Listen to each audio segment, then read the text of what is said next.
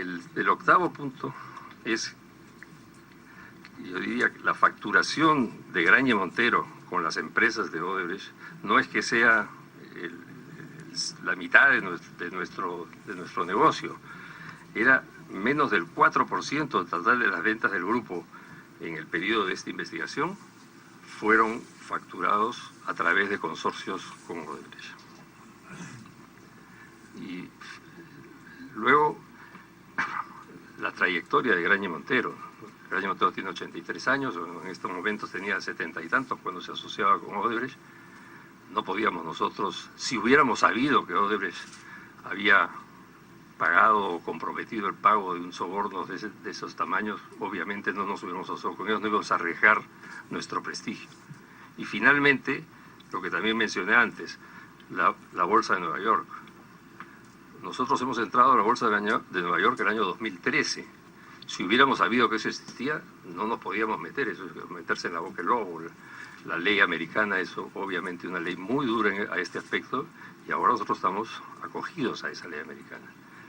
Creo que como digo, he tenido tiempo de, entre una visita y otra, de tratar de ponerlo en una lista, argumentos que, como digo, justifican temas que son difíciles de probar, porque decir, yo no sé, no me habían contado, es muy difícil, obviamente lo contrario sería más fácil, ¿no? Gracias. Correcto. ¿Algún otro congresista desea formular preguntas?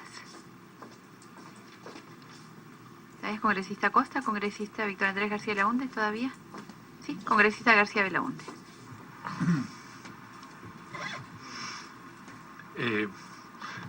Presidente, unas preguntas muy concretas, y le saludo la presencia de señor José Graña aquí. Dos cosas, por obvias razones no voy a dar muchos detalles, presidente, porque eso se trató en una sesión secreta, pero le mostramos en ese momento al señor Graña unas cuentas y unos ingresos y egresos, todo dentro de una cuenta que se abrió y se cerró en 30 días. Y el señor Graña, le mostramos las cuentas en su momento y el señor Graña dijo que le iba a averiguar, que no sabía. Habiendo pasado un tiempo prudencial, la pregunta es si ya averiguó de qué se trata. Señor Graña. Por su intermedio, señora presidenta, sí, efectivamente. Sí, perdón, presidente, y si cree que esto merece una sesión secreta, podemos pasar a ella, eso depende un poco de su criterio. Por su intermedio, presidenta. No, antes de darle luz a la palabra, exactamente, en caso de que ustedes consideren que hay información que puede estar necesariamente sujeta a reserva, que pueda afectar alguna investigación, aunque ya sabemos que con respecto a ustedes no hay ninguna investigación fiscal en curso, igualmente puede solicitar ustedes o cualquiera de los congresistas el pase a una sesión secreta. La idea de que las sesiones sean públicas es la transparencia y que el país conozca la verdad a través de nosotros. Señor Graña. Gracias, señora presidenta, por su intermedio. Efectivamente, el congresista Víctor Andrés García Belaúnde hizo esa pregunta. Ya hemos enviado la información a la comisión, pero le resumo rápidamente porque para que no haya que buscar tanto. Era renovación de créditos. O sea, los bancos, por lo menos en ese caso era el Continental, lo que hacen eran, por decir algo, 1 millón. Sí, era renovación de pagarés, que lo cargan y luego lo abonan de nuevo, con un nuevo pagaré, y por eso las cifras coincidían exactamente una con otra. Presidente, pero es una cuenta abierta en el mes de agosto y cerrada en el mes de agosto. Es una cuenta de menos de 30 días y que mueve un dinero que entra y sale en 24 horas. No me parecería un poco raro y extraño que se abra una cuenta y se cierre para pagar unos pagarés. La pregunta es por qué no se pagó los pagarés en las otras cuentas que existen en la empresa, ¿no? Señor Graña. Por su intermedio, presidenta, desconozco el detalle, como digo, el detalle lo tiene la comisión. Lo que sé es que se trataba de renovación de pagarés y por eso las cifras eran exactamente las mismas, ¿no? Siento que no se Bien, presidente, como se trata de una cosa más o menos reservada, presidenta, y el señor Graña dice que ha mandado la información, bueno, vamos a remitirnos a la información que figura entonces en la comisión. Y yo quisiera pasar entonces a otra pregunta, presidenta. En la revista Foi de Fola de Sao Paulo se dice que Graña y Montero habría participado entonces en el pago de las... Claro, no habla de coimas, pues es una palabra que no se usa, ¿no? Habla de riesgos adicionales, esa es la palabra que usa. Dice, los consorcios reconocen que el 31 de diciembre del 2011 los resultados acumulados del consorcio Tren Eléctrico ascienden a 128 millones de soles. Y luego dice, las partes acuerdan que constructora Norberto Odebrecht, S.A. sucursal de Perú, ha asumido, dice, riesgos adicionales a los que corresponderían con su participación en el consorcio en la ejecución de obras de construcción encargadas al consorcio. Estos riesgos adicionales se dice que equivale a coimas. ¿Esto es cierto o no es cierto? ¿Qué cosa puede decir de esta información?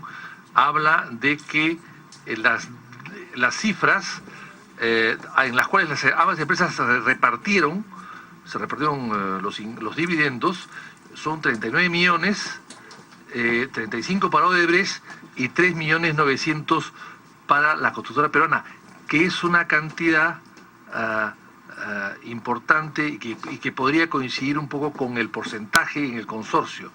En fin, ¿esto es cierto o este contrato lo conocen, no lo conocen? Si es cierto, ¿qué cosa es riesgos adicionales? Porque los brasileños hemos podido comprobar que tienen un lenguaje muy particular para disfrazar las coimas. Entonces, ¿qué cosas podrían decir sobre esto de acá, de esta repartición de los riesgos adicionales y fijando el monto que cada uno tiene que asumir estos riesgos adicionales? Señor Graña. Gracias por su intermedio, señora presidenta.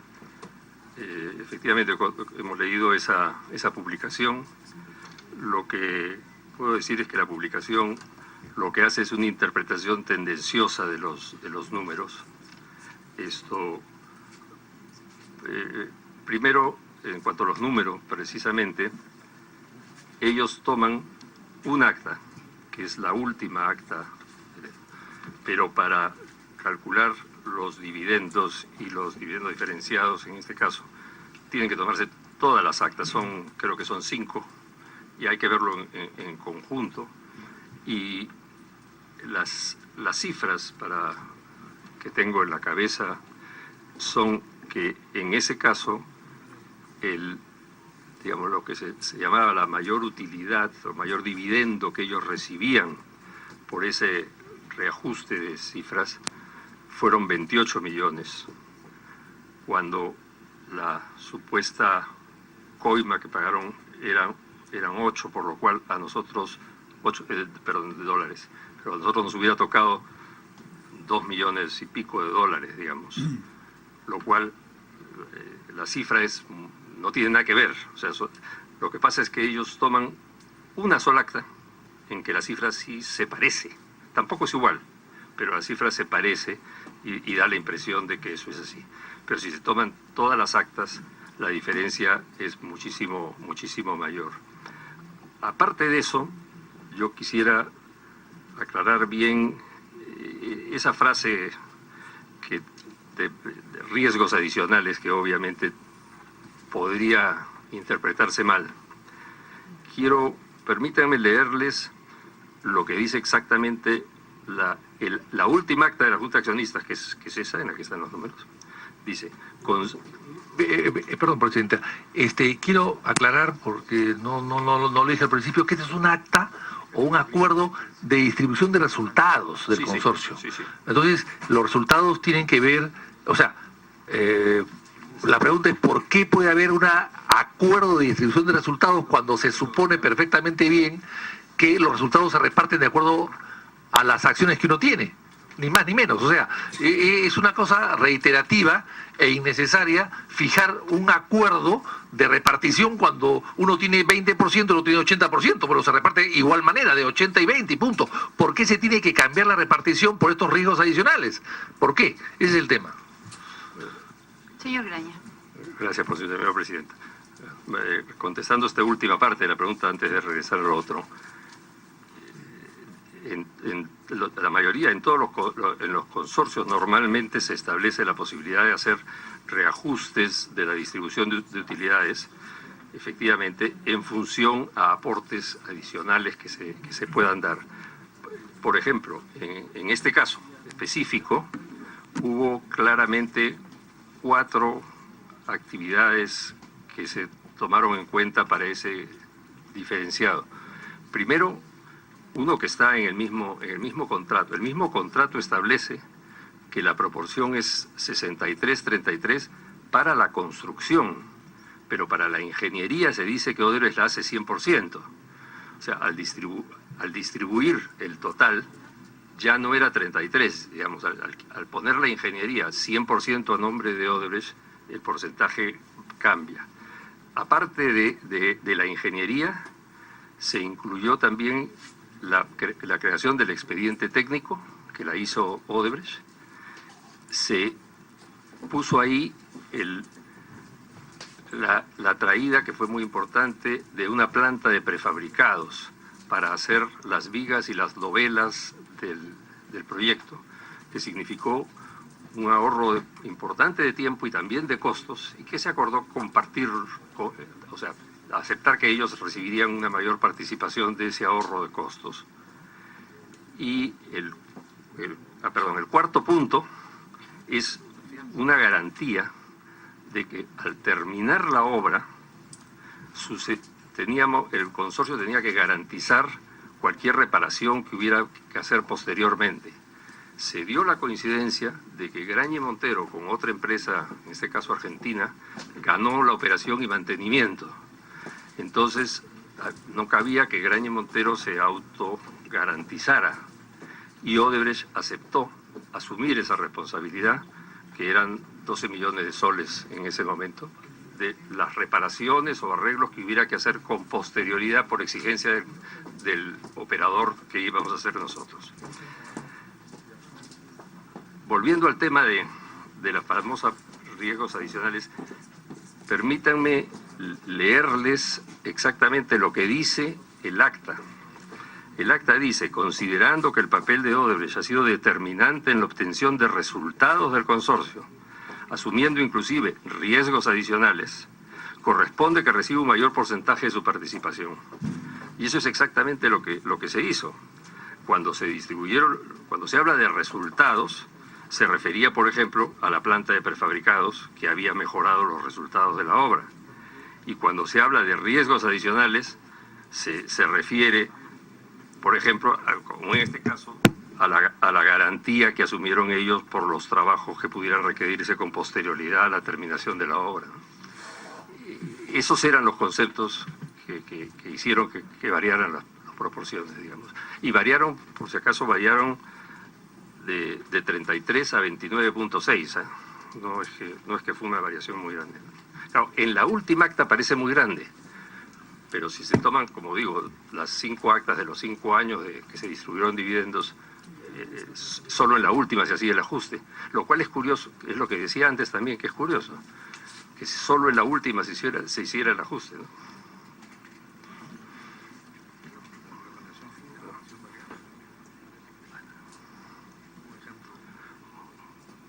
Bien. Bueno, pero insisto en la palabra riesgos adicionales. No habla de obras adicionales, no habla de construcción adicional, no habla de plazos, no habla de nada, simplemente habla de riesgos. ¿Qué riesgo puede haber en un contrato de esta naturaleza, una construcción? ¿Qué riesgo? ¿Qué? ¿Seguro de vida? ¿Riesgo de accidente de trabajo? ¿Qué riesgo puede haber? Yo creo que no lo especifica. Dice riesgos a los que le correspondan por su participación en el consorcio. Asumido, dice. Es el sucursal de Perú, Norberto Odebrecht y Graña Montero, firmado por el señor Juan Manuel Lambarri y el señor Hernando Graña Acuña, de nacionalidad peruana. Lo dice acá. Ahora bien, en el contrato parece que hay un plazo de postergación de obra y hay una liberación del pago de penalidades por $915.000, y que estos documentos fueron además remitidos o derivados al 29, 34 y 37 del Juzgado de Lima en ese momento. ¿Qué cosa nos puede decir sobre este aplazamiento de la obra, la ampliación del plazo de la obra y la liberación del pago de penalidades por $915.325 millones? Por su intermedio, señora presidenta, con respecto al primer punto de los riesgos adicionales, creo que he dado un ejemplo, exactamente. Por ejemplo, dar al final la garantía de reparación de todos los daños o arreglos que hubiera que hacer en el futuro, 100% Odebrecht, en vez de, y no asumirla nosotros, era asumir un riesgo adicional. Ese es el tipo de... O sea, la verdad que la palabra... Entiendo que suena raro, pero es clarísimo para los constructores, sabemos lo que quiere decir, ¿no? Esto... Sobre lo segundo, el plazo de ampliación de la obra y la liberación del pago de penalidades por $915.325 millones. La verdad, con su intermedio, señora presidenta, en ese caso no... Lo que tengo que decirles es que no conozco exactamente, porque no estaba yo involucrado en la administración de la obra. La administración de la obra la llevaba Odebrecht, y en todo caso había unas reuniones de comité en que se reunían con otros funcionarios de la compañía, pero yo no estaba presente. Gracias. Congresista García Belaúnde. Sí, presidenta,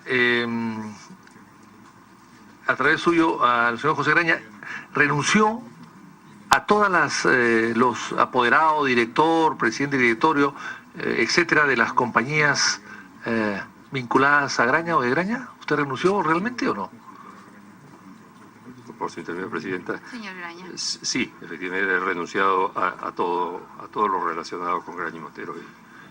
Porque acá tenemos el Infocor del día de hoy. Claro que eso puede estar, no tiene que ser exacto, ¿no? Pero según esto, usted seguía siendo apoderado de Graña y Montero S.A., Viva Graña S.A., Graña y Montero S.A., Graña y Montero Petrolera S.A., Graña y Montero Inversiones S.A., Inversiones Graña y Montero S.A., etcétera. ¿Esta información, digamos, no está actualizada? Sí, está, perdón, señora presidenta, supongo que está en proceso, ya no depende de la velocidad con que avance, no depende de mí, que no estoy ahí. Yo he presentado la renuncia a todas las empresas del grupo y están ellos haciendo el trámite ante la SUNAT o no sé, registro público, no sé a quién corresponde.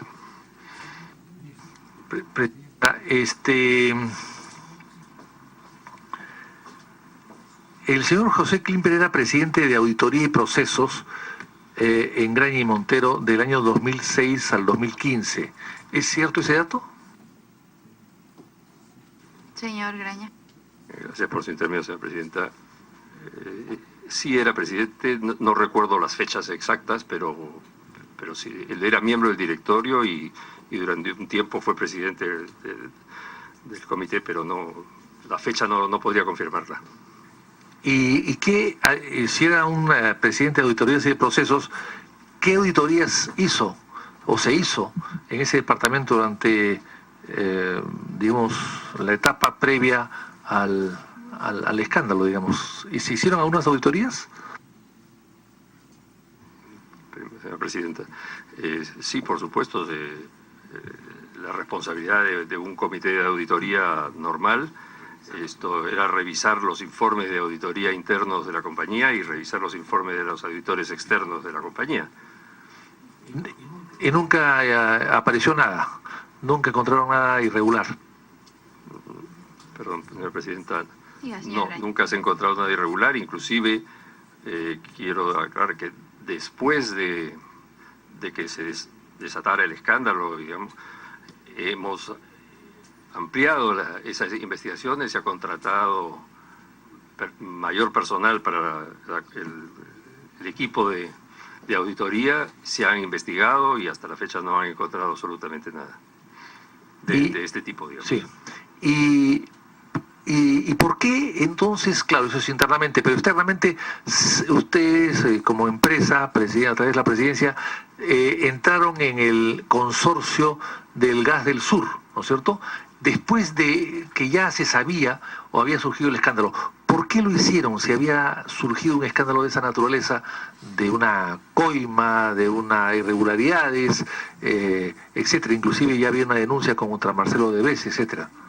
¿Por qué Graña se anima a asociarse con una empresa que ya empezaba a tener problemas? Su intermedio, Presidenta. En realidad, lo que podríamos decir es que precisamente porque Odebrecht tenía problemas fue que nos llamaron a entrar. Permítanme explicar un poco más. Nosotros no éramos socios del consorcio que se presentó a la licitación y que ganó la licitación. Como todos sabemos, ganó Odebrecht con Enagas, ganaron la licitación, pero cuando y ellos inclusive empezaron las obras con un financiamiento bancario, un crédito puente otorgado por 6 bancos, pero cuando empezaron a aparecer los problemas de Odebrecht, los bancos se asustaron, como era comprensible, y ahí fue cuando nos llamaron y entramos nosotros 15 meses después de la firma del contrato. Nosotros siempre habíamos tenido voluntad de participar en el negocio del gas y hemos participado en Camisea y teníamos una empresa que es Coga que da servicios a Camisea y a todos esos proyectos. Éramos socios de TGP y por eso cuando nos llamaron sí teníamos interés, y lo habíamos dicho antes, pero el tema fue que precisamente lo que se trataba, lo que los bancos querían, era que primero que Odebrecht se redujera. Como avanzaron los problemas, se fueron complicando, la decisión fue que Odebrecht tenía que salir. Pero entonces nosotros entramos con una participación del 20%, porque tampoco para Graña y Montero era factible entrar con más.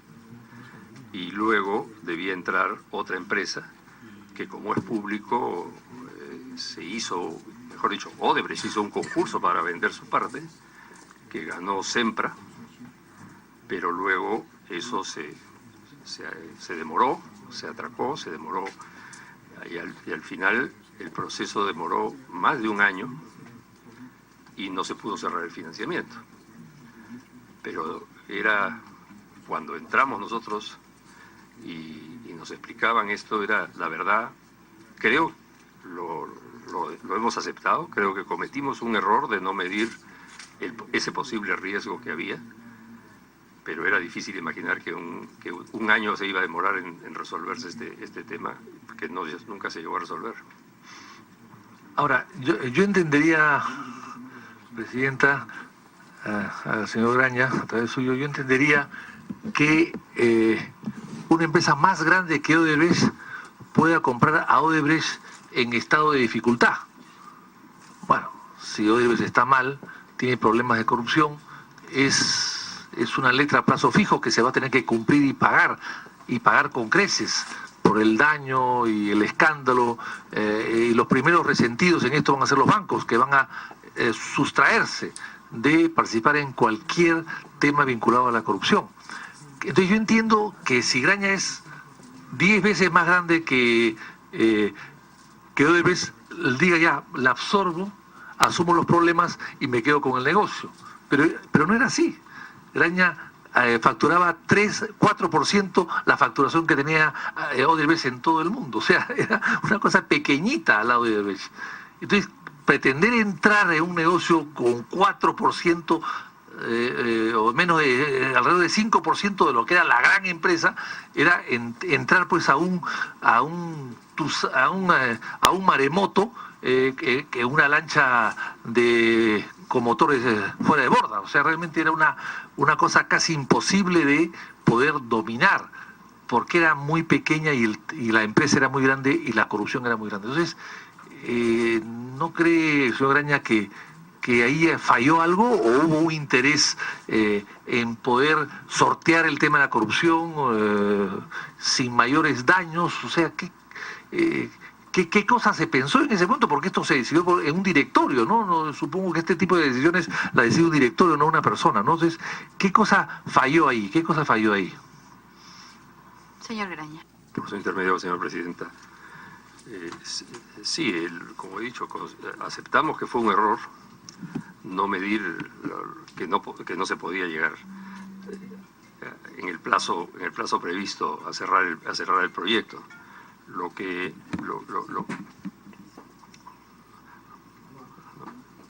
que sí creo es que el 4% significa la facturación que nosotros hemos hecho a través de consorcios con Odebrecht en comparación a la facturación del total de la empresa. La empresa en ese momento, el año 2016, se facturó $2.000 millones. No era del tamaño de Odebrecht, esto está clarísimo, y es verdad que no podíamos comprar a Odebrecht. Y es por eso que nosotros se limitó a 20%. Si nosotros hubiéramos podido, hubiéramos comprado el 75%, pero no se podía. Además, la verdad es que lo que los bancos plantearon, y el otro socio, es que era claro que tenía que venir un socio de grandes espaldas financieras, y eso está claro y es verdad. Pero lo que sucedía es que la mayoría de los posibles socios, que además se conocen los nombres, porque hubo un concurso y se dijeron, Sempra era uno, Brookfield fue el segundo y Ferrovial fue el tercero. Y esos tres, el problema era que no tenían capacidad de construcción. Entonces los bancos dijeron, no, nosotros queremos que si viene, por ejemplo, Brookfield, tiene que venir también Graña y Montero. Necesitamos que Graña y Montero esté de todas maneras, porque necesitamos que haya un constructor, porque además en realidad el consorcio era uno para la operación y otro para la construcción. Curiosamente el que más temían era el de la construcción. No se vaya a quedar sin un constructor. ¿Qué pasa al día siguiente? Se para la obra, ¿no? Y por eso fue que nos invitaron así. El problema fue que el trato con nosotros duró 3 meses, creo, y el trato con los otros duró 1 año y no habían cerrado todavía. Es verdad que debimos prever eso, debimos tener temor de que pudiera pasar, pero no. Así son las cosas. Y esa es la razón por la cual renunciamos a la empresa después, ¿no? Aceptando ese error. Gracias. Congresista García Blanco. Presidenta, para terminar, ¿cómo se han resarcido de la pérdida del gasoducto, del pago de la carta fianza? Han pagado la carta fianza en la parte correspondiente, supongo, del 20%, con dineros propios, con dineros de COFIDE, con dineros de la banca, vendiendo activos. ¿Qué han hecho, qué están haciendo para recuperar bueno, no solamente la liquidez de la empresa, sino la prestancia, el nombre de la empresa? Y finalmente, Presidenta, ¿por qué no denuncian a Odebrecht? Si los ha engañado de esa manera que se dice, ¿por qué no lo han denunciado? La vez pasada nos dijeron que estaban pensando hacerlo, pero ya han pasado varios meses. ¿Ya lo han hecho? ¿Hay una denuncia contra Odebrecht? Porque claro, si tu socio te engaña, si tu socio te hace perder $200 millones, o por lo menos la parte correspondiente a la carta fianza, que deben ser como 50, que le corresponde a Graña, y les hace perder la expectativa de un gran negocio, que está también cuantificado en términos financieros y económicos. Y si te meten este lío tremendo, entonces la pregunta es, ¿te han engañado tus socios? Si te han engañado, ¿por qué no los enjuicias? ¿Por qué no pides un resarcimiento y que te cubran los daños causados un prestigio de una empresa que tiene 86 años de funcionamiento. Eso no es poca cosa. El daño moral es inmenso. Entonces, ¿por qué no han iniciado un proceso contra Graña y Montero o contra el señor Serra que firma los contratos, o el señor Barata, o en fin, o las personas involucradas?